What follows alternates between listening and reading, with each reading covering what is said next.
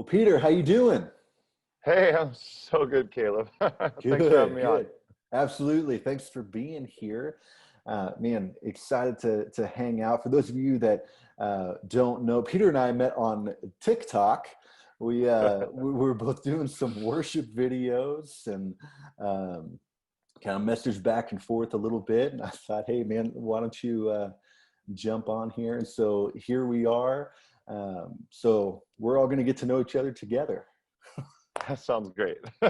Yeah. Well, man, why don't you tell us a little bit about yourself, how you got started leading worship, kind of what you're doing now. Yeah. Yeah.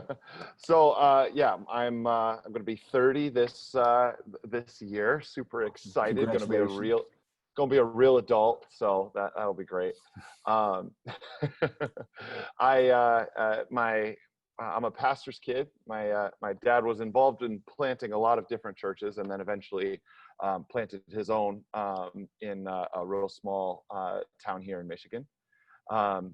And my brothers and I've got two younger brothers who really did a lot of worship music together, the three of us. Yeah, we got kind of involved in the church. Before that, I had a mentor when I was like 13 or 14, the worship leader at our church, who took a risk on me and invited me up on the team before I was ready for it, and just was willing to pick up any pieces and teach me along the way. So I credit a lot of my start to having people who said, yeah, let's give it a try. So and now for the past 10 years, I've been mentoring students in various areas of ministry: worship leading, drama, tech.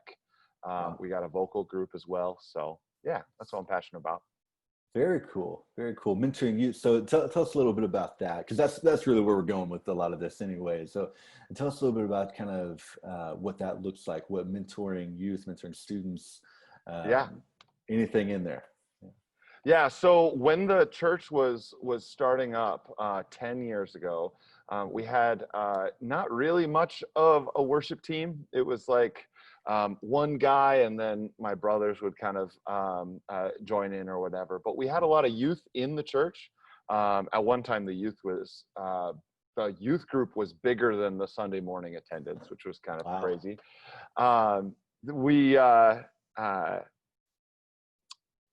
Lost my train of thought there. The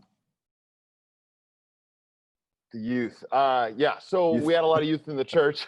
They were musicians, but they didn't, but they never played in a team together or anything. So we took the summer. I was 18, 19 at the time. And we took the summer, and I taught them for about 6 hours a week.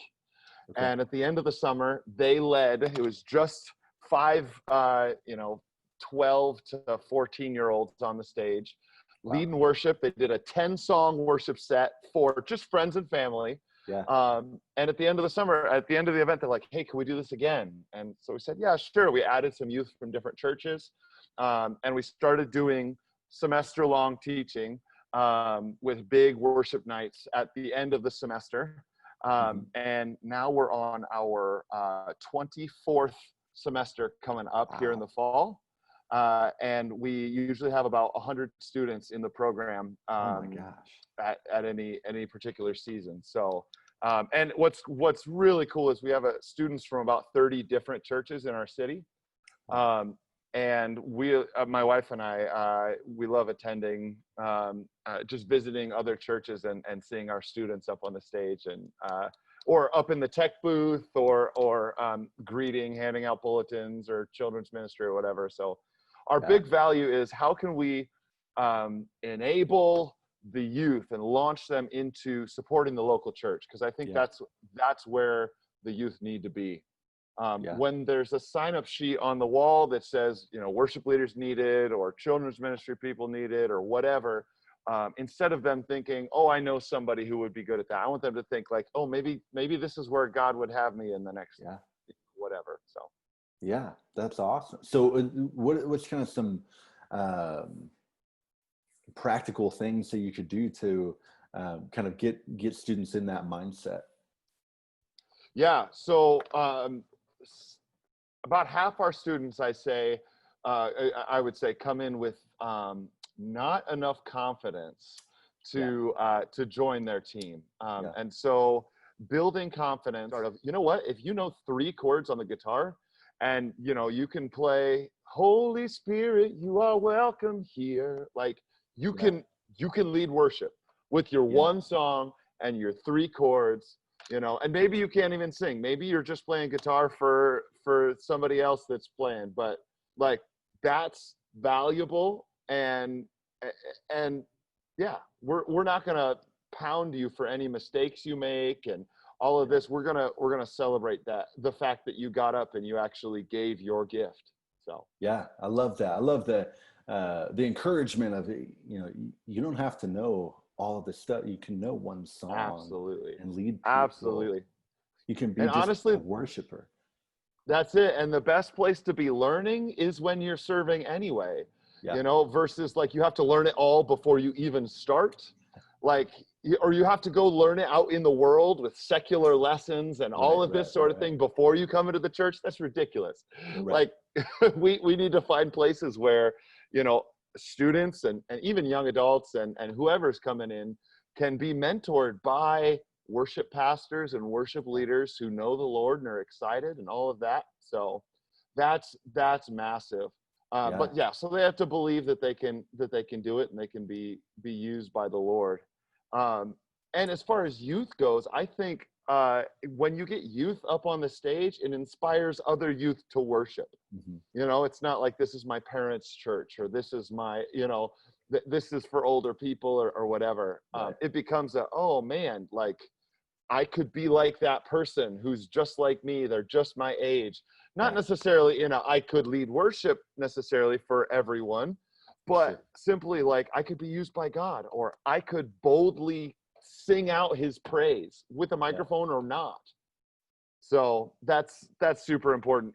I think there's a lot of youth groups out there who are struggling to get the youth engaged with Christianity as a whole. There's youth that are taking it seriously and there's youth that are not. But if you can put those youth that are taking it seriously in leadership positions, regardless of if it's messy or perfect or whatever it looks like, I mean, that's going to inspire people. That's leadership.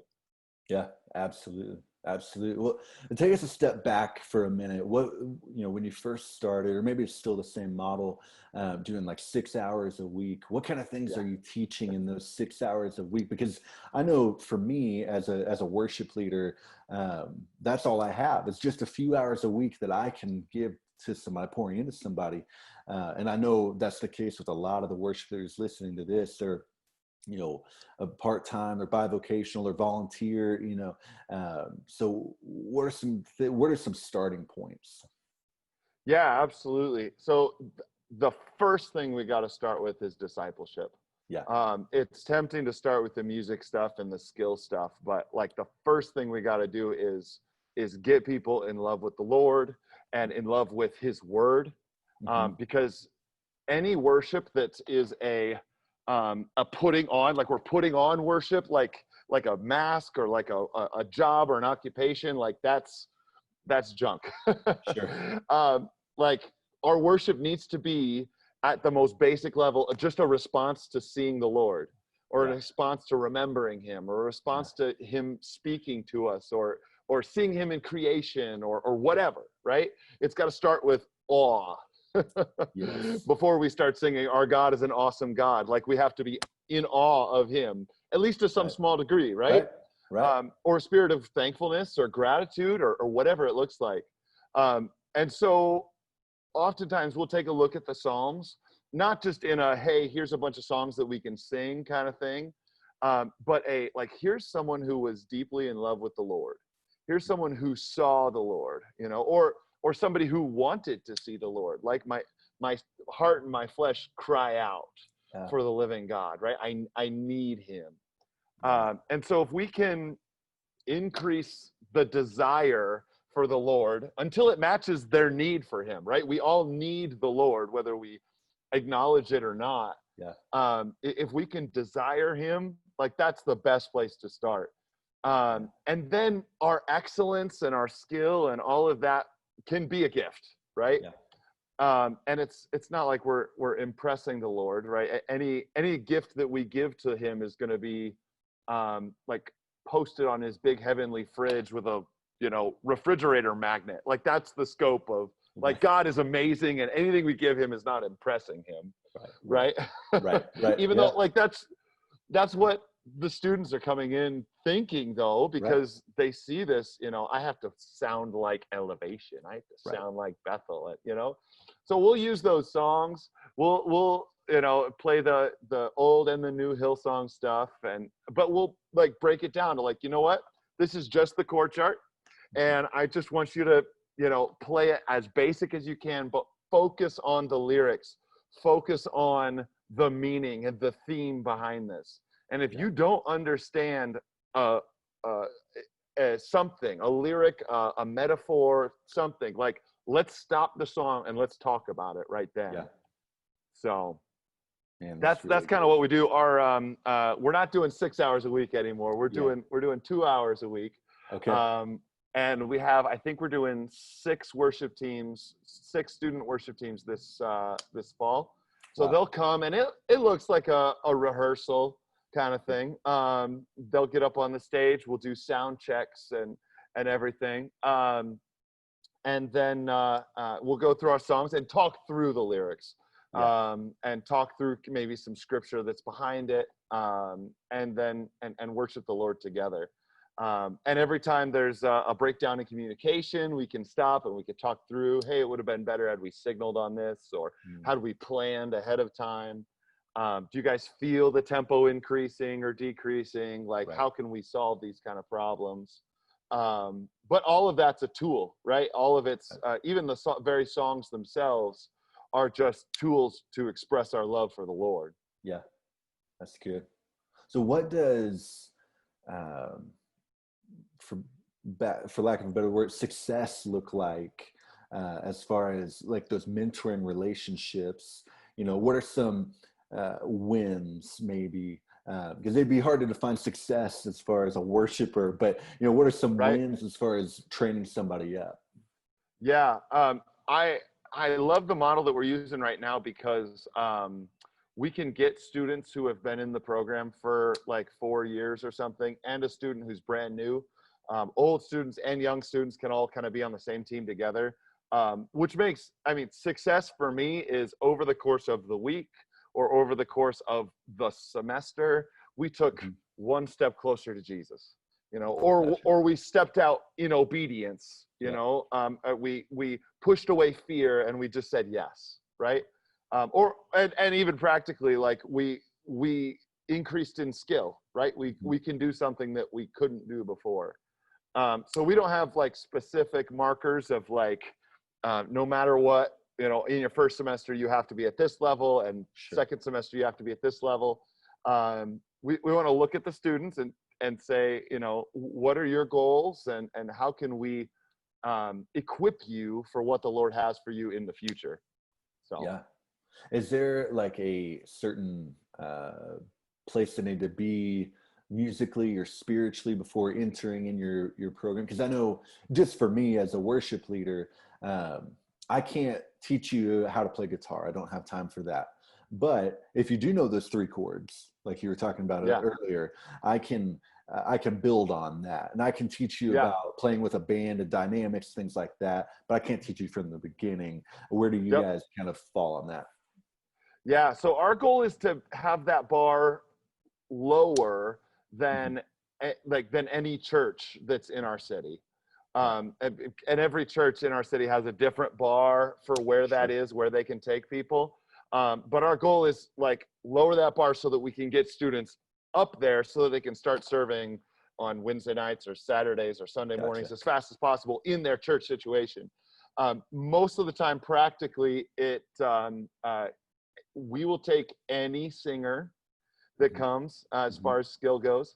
And I can give somebody a 5-minute bass lesson, where, you know, I'll give you a chart that shows you where all the notes are, and I'll show you where to put your finger on the fret so it doesn't buzz. and then like there's enough instructions on the chart that you can figure this out over the course of the next 2 hours. Cool. And by the end of it, you can play the songs with everybody else. You know, just downbeats, listening to where the chord changes, you know, play it once and hold it, just diamonds for everything. Yep. And that's great. As far as electric guitar goes, I mean, I want to get them involved as fast as we can. We tune their top string to drop D, and you know, you're playing single finger power chords, you know. Here's 12 power chords, and you can play with any song as long as you can hear where those chords are changing. So, and as far as piano goes, it's the same thing. We give them the chart, and even if it's one note, or if it's, you know, here's an octave for the left hand, just move your octave around, you know, as much as we can. Drummers, a little bit harder because they set the rhythm for everything, and it's a lot easier for a drummer to derail the group than it is for an electric guitar player or whatever. That's true. So usually we'll do like an audition for a drummer just to make sure that they don't speed up and slow down at the wrong times, and that they can play simple 4/4 and 6/8 beats. But if you got that, then you know, then we can take them. So gotcha. Very cool. So I would say, as far as spiritually goes, we are very public with like, hey, this is a Christian organization, and like you gotta be following Jesus. You don't have to know very much about him. You don't, you know, but like this is what we're doing. And if you're expecting like School of Rock, then like you're going to be uncomfortable. And I want them to know that they're going to be uncomfortable ahead of time, because if you're expecting that and you come in, like you will be bored and uncomfortable, because we talk about Jesus a whole lot. So. Yeah. What are some kind of things you're talking about spiritual? I know you mentioned Psalms earlier, and you know, talk about. I mean, that's my go-to as well. It's just talk about Psalms all the time. Have people read through the Psalms all the time. You know, what kind of things are you guys doing to develop that side? Yeah, so we do student chapel services on Tuesday nights here, and it's just open to any youth, really any adults either. We have some grandparents that come occasionally just for fun, but we're going through the gospel, like just so that everyone really understands the gospel. And I think a lot of people think that the gospel is like chapter 1, or it's like the alphabet, where it's just like the very beginning, and then we move on to bigger and better things. Right. When really that could not be more the opposite of the truth. Like the gospel is where all is, and where all of the hope is. And somebody who has been a Christian for 20 years needs the gospel preached to them, because it's so easy for it to become something that it's not. And so like over the first 6 weeks of the summer, we went through basically all of Romans, and just said like, this is the real deal. And 99% of the problems in your life, and your poor reactions to the problems in your life, probably stem from a lack of understanding or participation with what Jesus did on the cross and in his resurrection. Yeah. Like it's everything else is less important than getting that. So if we can get the gospel down, and then let's harp on the words of Jesus. As Christians, we're Christ followers. We have to know the red letters. We have to know what Jesus said and what Jesus did, and build everything off of that. Yeah. So those are kind of the 3 things that we really focus on. Yeah. The gospel, the words of Jesus, and the Psalms. Wow. That's awesome. That's everyone listening to this needs to take note of that. I mean, those are 3 places to always be going back to. Yeah. And lately, for me, it's been the words of Jesus. I need to go back to that. I need to go back to that. I need to remember that, because that's what everything centers on is Jesus. Yeah. You can't build faith off of my skill or charisma. You can't build faith off of anything that, you know, so-and-so does or says, like, but you Right. can absolutely say, Jesus said this, and I'm just going to take him at his word. I'm going to Yep. believe it. And Yep. that's enough. Like right there, you're a Christian, you Yep. know? That's it. That's it. That's all it is. That's awesome, man. Well, tell me about if there's let's say there's a youth pastor listening to this right now, watching this, and he's going, I'm not a musician, I'm not a worship leader, but I have a couple of kids that play guitar, or I know they're in choir, or they Yeah, took piano lessons growing up. How can that youth pastor start developing those students? absolutely. So I would say, don't try to develop the skill at all, Yeah. but develop them as worshipers Yeah. and as leaders, right? And to let them know, just constantly tell them, like, hey, you see the other people in your youth group, they look up to you and they follow you. And if Mhm. you go somewhere with confidence and zeal and passion, other people will follow. Yeah. Teenagers have no idea how much influence they have over one another. Yeah. You know, they have It's true. no clue. Um, and if you could just develop them spiritually as a youth pastor, Yeah. you know, and develop their love for Jesus, tell tell them your own story of how Jesus has changed your life, Yeah. you know, and then get them telling their story of how Yeah. Jesus has changed their life, right? That's awesome. And if you get that, like the chords and everything else, it happens. Yeah. There's enough of that on YouTube and, you know, worshipleader.me. Yep. You know, you can get a coach for the skill, Yeah. you know, That's true. and for the spiritual stuff as well. But like, that's not what I'm saying. Right. Like the skill comes. But if you're deep spiritually, you're gonna make a difference. Yeah. Yeah. That's good advice. So yes. Well, as someone who spends a good portion of their time training other people and training up worship leaders, pouring into worship leaders, how do you continue to develop yourself and stay full, so to speak? You know, Yeah, yeah. How do you do that? that's so hard. Yeah. It's so hard, right? Because I think every single musician gets to this point where they go, like, I could just coast. Hmm. I could just stay where I'm at because it's working. Yep. Yep. And I have to remind myself there's no such thing as coasting. There's no Yeah. such thing as staying in the same spot. Not only am I not moving forward, not only am I actually moving backward if I'm not developing myself, Right. but my practice and my growth is worship to the Lord. Yeah. You That's good. know, when I develop some, even if I don't play it for anybody, if I spend an hour, you know, on a Friday night just doing like ragtime on the piano because I'm Yeah. just not good at that, you know.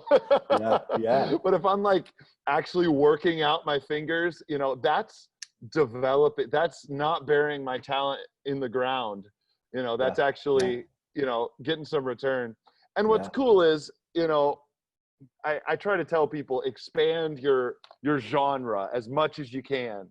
You know, if you haven't heard of, you know, if you haven't studied like Israel Houghton stuff, and if you haven't studied, you know, even like Stephanie Gretzinger's stuff, Yeah. or if you haven't studied, Chris Tomlin is Yeah. actually like phenomenal. Jesse Yeah. Reeves, his Yeah. songwriting is just nuts. Yeah. Like there's people doing it, some amazing, very diverse, very different things, Yes. and like you should really dig into that, you know, Yeah. as a worship leader, and it'll come out without you even trying. Yeah. Once you start listening to different things, you know, that it's easy to think like, oh, I had a wonderful encounter or a wonderful moment with when I used this style Right. or this combination of chords or this tempo or this Mhm. whatever before.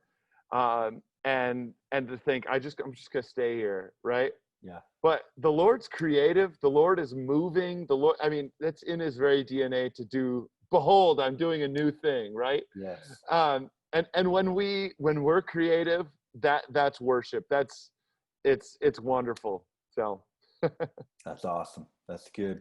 We're kind of changing gears a little bit. Obviously we are in the weirdest time of our lives at this point. What is something you have learned in this season as a worship leader, as a pastor, as just a person? What's something you've learned in the last 6-7 months? yeah. So priorities. Yeah. There's things that matter a lot, and there's things that only matter a little bit. Yep. And it's so easy to major on the minors. Yeah.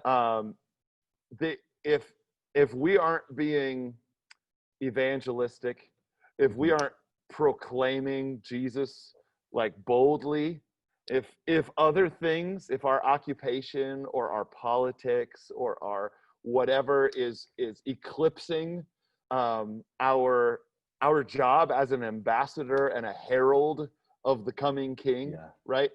Yeah. Then something's wrong, and we need to return to the book. We need to return to the Lord. So like, I think if we can, not to say that, our occupation isn't something we should invest time into and all of that, right? Yeah. But it's easy just to put Jesus off to the side or to sprinkle him on, and this is something that,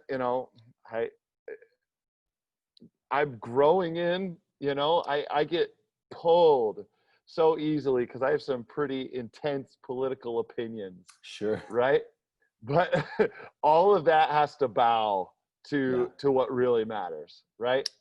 And I think I've in the past, like, I've pushed people away because I made it sound like agreeing with me on X issue is the most important thing, or the thing that I care about, or whatever. You know what I mean? Right. When it's about the Lord, bottom line, and we can. I love what St. Augustine says, and I might butcher this, but in essentials, unity, in non-essentials, liberty, and in all things, charity. Yes. So the things that matter, we absolutely have to be unified in. Yeah. Right. And the things that don't matter, we can choose. We could choose liberty. We could say, you know what? That's not how I would do it. That's not the strategy that I would recommend. Yeah. But that's, but as long as we agree on what's important, Yeah. Yeah. I'm with you. And then love in all things. Right. You can't forget that one. Yeah. That's good, man. That's good. Well, what's your biggest piece of advice to a brand new worship leader listening to this, or maybe there's a student listening to this who his youth pastor just said, "Hey, I know you play guitar. Can you do this?" What do you what do you have for him? I can jump from I was just a musician and now I'm a worship leader is a bigger jump than I think than pastors realize or than musicians coming in realize, because they go, oh yeah, I can totally do a cover of that song, know. The biggest advice I'd give is, hey, spiritual things are happening and it's up to you to lead us in spiritual things. Yes.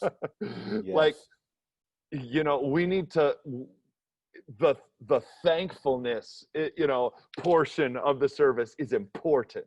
Yes. And the remembrance is important, and the repentance is important.